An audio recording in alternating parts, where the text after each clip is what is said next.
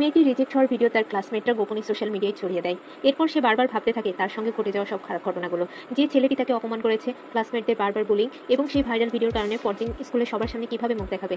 ভাবতে ভাবতে সে কান্নায় ফেটে পড়ে। অবশেষে সে সিদ্ধান্ত নেয় আত্মহত্যা করবে। লিফট নিয়ে উঠে যায় একটি উঁচু ভবনের ছাদের ধারে। তার মনে হয় এই কুৎসিত চেহারা নিয়ে আর বেঁচে থাকা যাবে না। ঠিক ছাদ থেকে লাফ দেওয়ার মুহূর্তে পেছন দিকে এক ছেলে এসে তাকে বাঁচিয়ে ফেলে। কিন্তু ছেলেটিকে ভালোভাবে দেখতে পায় না সে, কারণ তখন তার চোখে চশমা ছিল না। পরে তারা দুজন ছাদ থেকে নামতে চায়, কিন্তু ততক্ষণে লিফট বন্ধ হয়ে যায়। মেয়েটি চোখে না দেখতে পেয়ে সিঁড়ি দিয়ে নামার সময় হোঁচট খেয়ে পড়ে যায়। তখন ছেলেটিকে তাকে কোলে করে নিচে নামিয়ে ট্যাক্সিতে করে বাড়ি পাঠিয়ে দেয়। বাড়ি এসে মেয়েটিকে ফোনে একটি মেকআপ ভিডিও দেখে। পরদিন স্কুলে সে খুব ফানিভাবে মেকআপ করে যায়, কিন্তু এতে বুলিং আরও বেড়ে যায়। এরপর সে ব্যাংকে জমানো টাকা দিয়ে দামি ব্র্যান্ডের সাজগোজের জিনিস কিনে আনে। মেকআপ টিউটোরিয়াল দেখে সে প্রতিদিন প্র্যাকটিস করতে থাকে। কিছুদিন পর মেয়েটি ফ্যামিলি তার নিজের শহরে চলে যায়, নতুন একটি স্কুলে ভর্তি হয়। এখানে সে এত সুন্দরভাবে মেকআপ করে যে তার আসল কুৎসিত চেহারা কেউ বুঝতেই পারে না। সবাই অবাক হয়ে তার দিকে তাকায়, বন্ধুত্ব করতে চায়। এখানে তারা দুজন নতুন বন্ধু পায়।